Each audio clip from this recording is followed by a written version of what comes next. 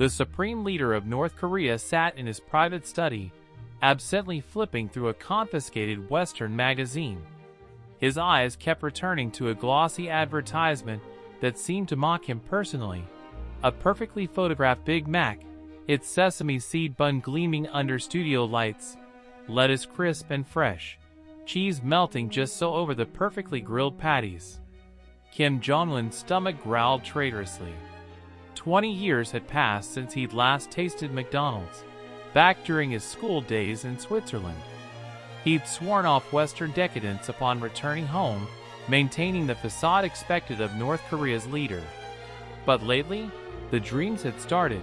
Dreams of quarter-pounders and crispy French fries, of thick vanilla shakes, and those addicted chicken McNuggets with their array of dipping sauces. "Impossible," he muttered, tossing the magazine aside. But the craving remained, gnawing at him like a persistent enemy. He'd built his reign on projecting strength, on never showing weakness, especially not for American cultural imperialism in the form of fast food. And yet, later that night, unable to sleep, Kim found himself in his private communications room. His finger hovered over the secure line to his most trusted general, Pak Sugil.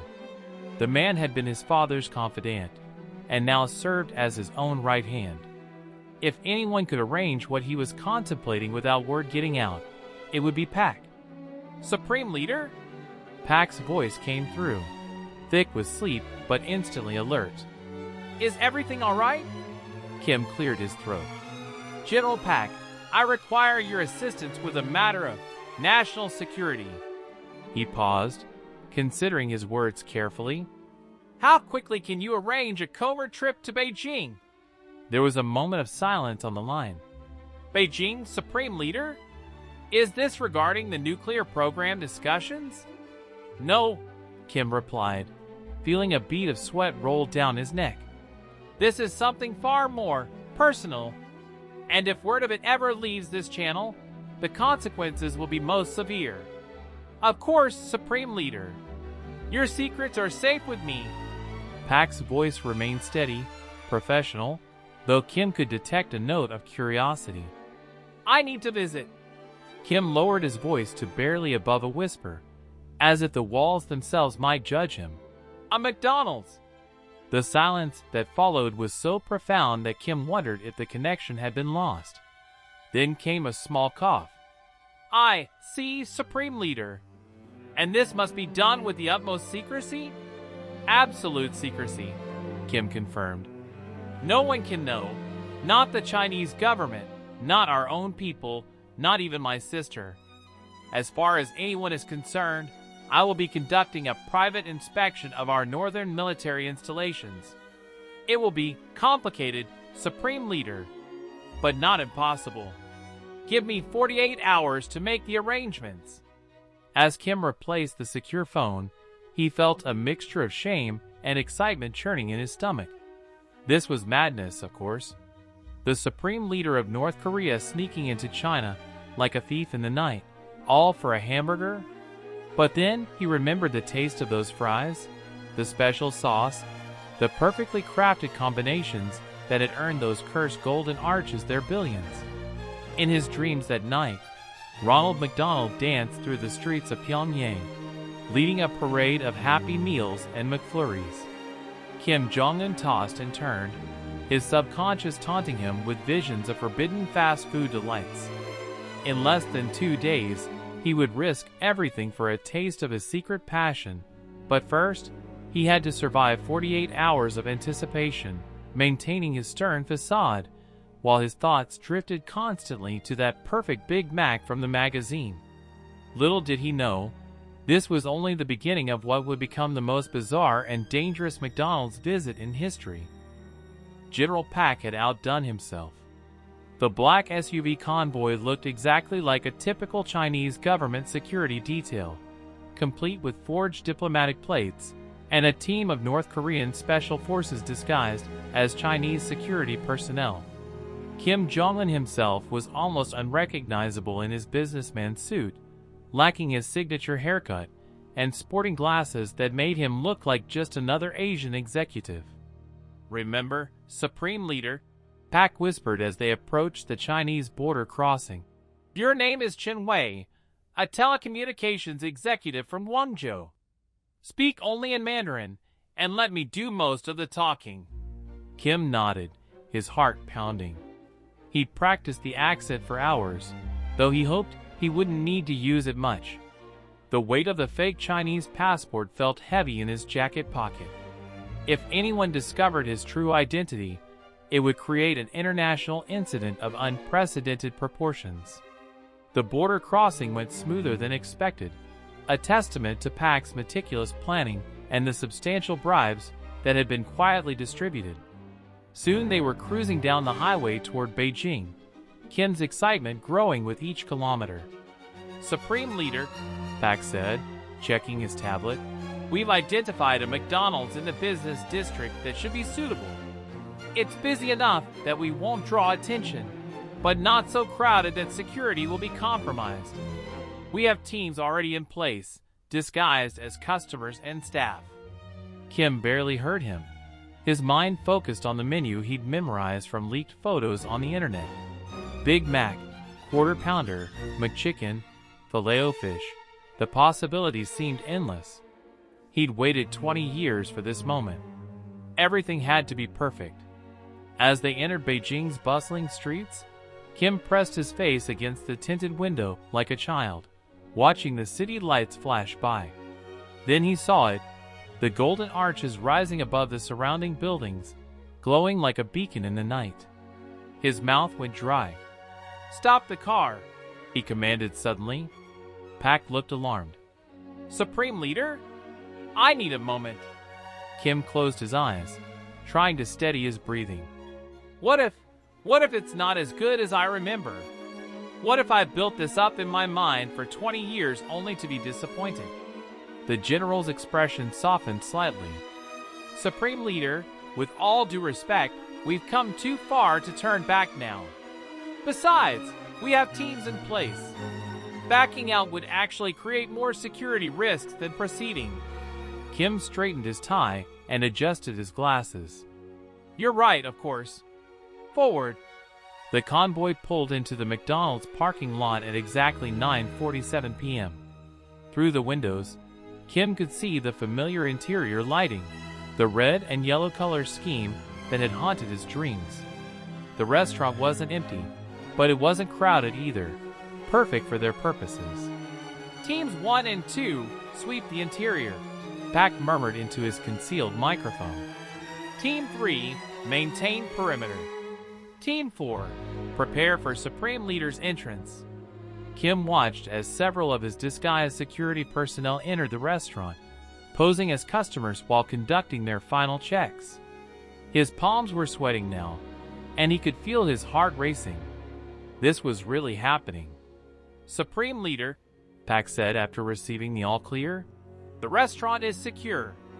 But I must remind you, we have a 30-minute window. Get your food, eat, and we must leave. Any longer increases the risk of detection. Kim nodded, but deep down he knew 30 minutes wouldn't be enough.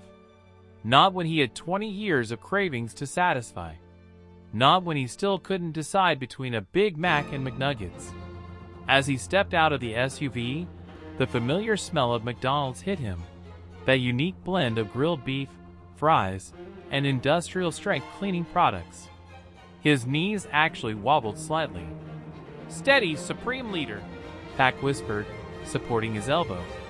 The automatic doors slid open with a soft whoosh, and Kim Jong-un, Supreme Leader of North Korea, took his first steps into McDonald's. The teenage girl behind the counter looked up with the bored expression of someone nearing the end of their shift, having no idea she was about to take the most politically significant fast food order in history. What happened next would change the course of both world politics and Kim's waistline forever. Tell us in the comments what part of this story impressed you the most. If you liked it, please like, subscribe, and ring the bell so you don't miss the next videos. See you in the world of incredible events. Welcome to McDonald's, the cashier said in Mandarin, her eyes barely lifting from her phone. May I take your order? Kim Jong-un stood frozen, his eyes darting between the glowing menu boards above. Everything looked so good, so forbidden, so capitalist. The Big Mac's description seemed to taunt him with its bourgeois excess. 2 all-beef patties, special sauce, lettuce, cheese. The McNuggets beckoned with their perfectly engineered uniformity, promising the comfort of processed simplicity. "Sir?" The cashier looked up now, mild annoyance crossing her features. "Would you like to order?" General Pak, maintaining his cover as a Chinese business associate, leaned in close. "Supreme Lead, I mean, Mr. Chen, perhaps start with a Big Mac meal?" But Kim wasn't listening. His eyes had found the McCafe menu, and now a new dimension of choice paralysis set in. A frappe? An iced caramel macchiato? Such decadent coffee concoctions would never be allowed in his worker's paradise. I need a moment." Kim stammered in careful Mandarin. Behind him, the line was growing. One of his disguised security agents quickly moved to position himself between Kim and the increasingly restless customers, while another agent pretended to mop the floor nearby, keeping watch. "Sir," the cashier tried again, "there are people waiting." Kim felt sweat beading on his forehead. In Pyongyang, he never had to make decisions like this. Everything was decided for him, presented as the only correct choice. But here there were options.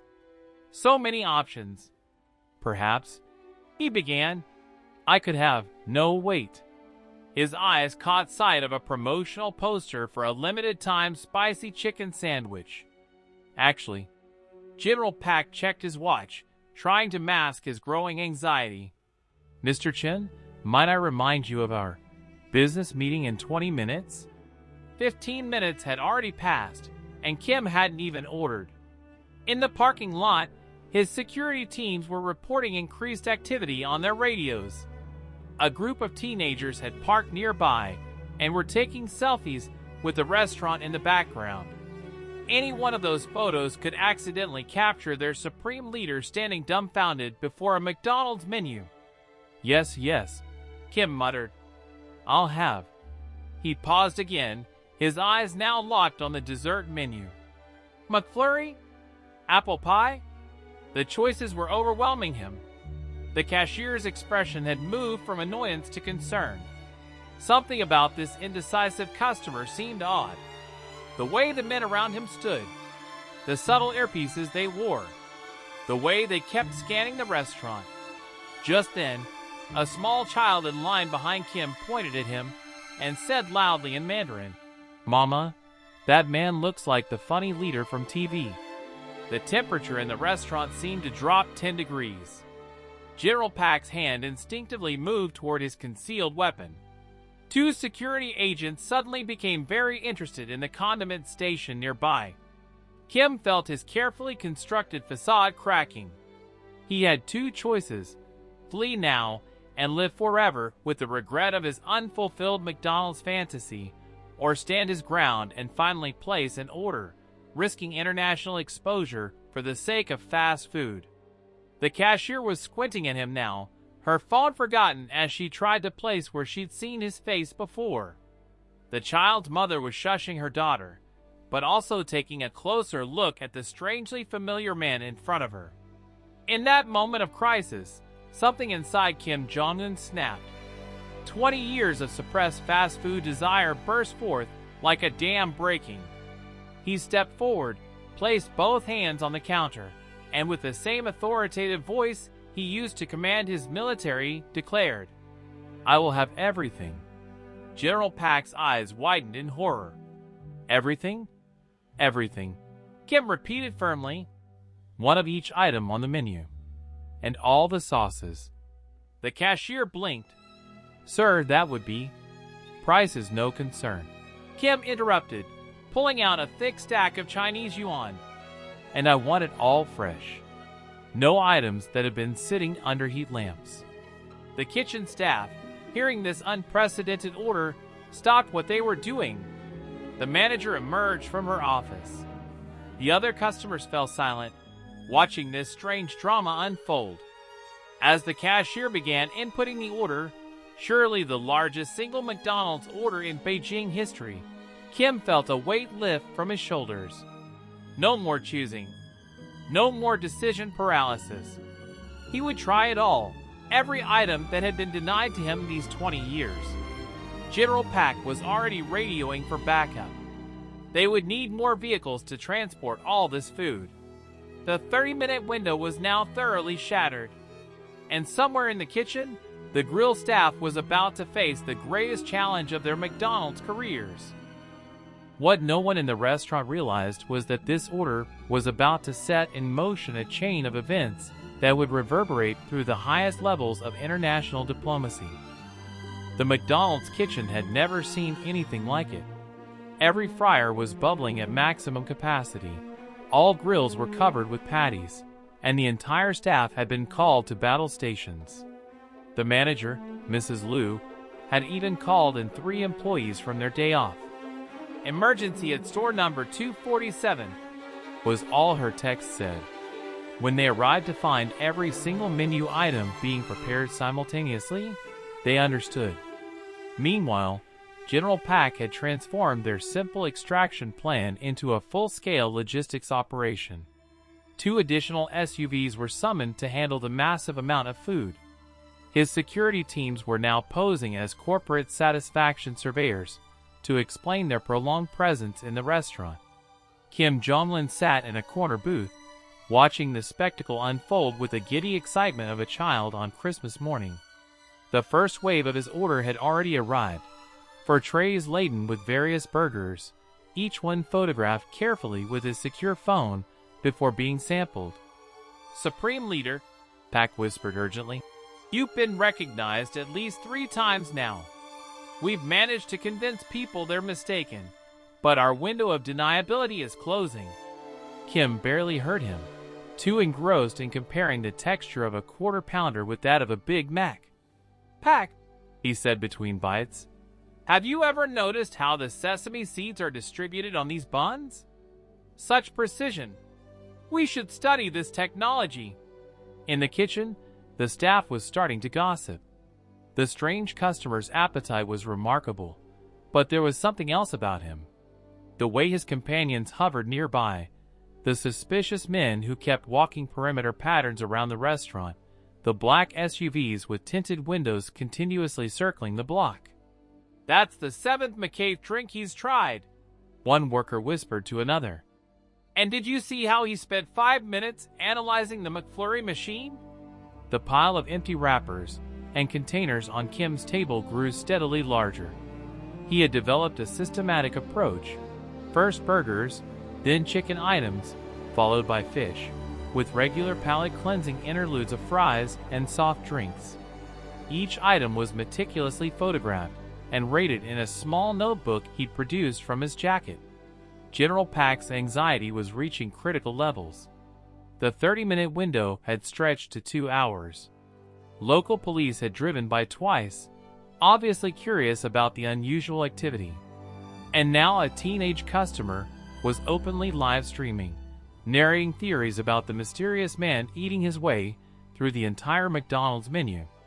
"Supreme Leader," Pak tried again, "the risk levels are becoming unacceptable. We must bring me the filet-o-fish." Kim interrupted, making notes about the McNugget sauce hierarchy he'd just established. "And more fries. The fries must always be fresh, Pak. This is crucial data we're gathering." Just then, a commotion erupted at the counter. A customer had gotten into an argument with one of the undercover security agents, demanding to know why some corporate VIP was getting special treatment while regular customers had to wait longer for their orders.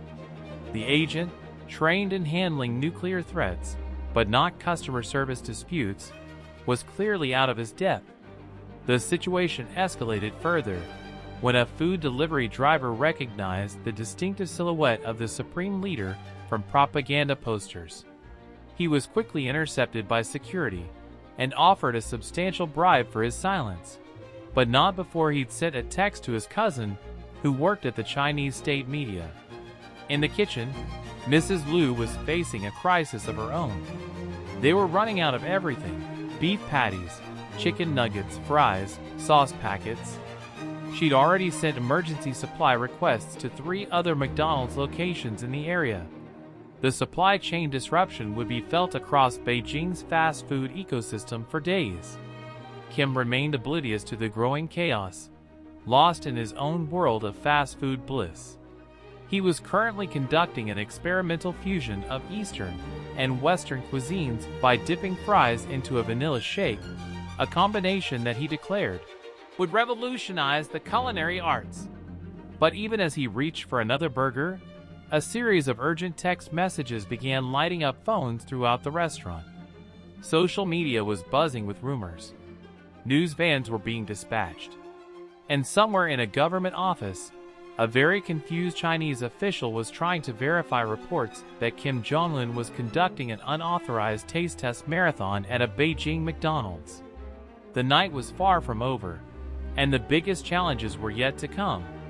As General Pak would later write in his classified report, the Supreme Leader's McDonald's excursion was like watching a nuclear reactor approach critical mass, except instead of plutonium, we were dealing with special sauce. The stage was now set for a finale that would involve international diplomacy, a high-speed chase, and the most expensive drive-through order in history. It was the sound of helicopter rotors that finally broke through Kim Jong-un's fast food reverie. General Pak, who had been monitoring the situation with increasing desperation, grabbed his leader's arm. "Supreme Leader, we have a code black. News helicopters 3 minutes out." Kim looked up from his detailed comparison analysis of multiple McFlurry flavors, his face showing the first signs of concern. Through the windows, he could see the flash of cameras from gathered onlookers. The restaurant had become surrounded by a growing crowd, all trying to verify the incredible rumors spreading across Chinese social media. "How many items remain untested?" Kim asked, pulling out his notebook. "Supreme Leader, with all due respect, that's not the priority, right?" "How many?"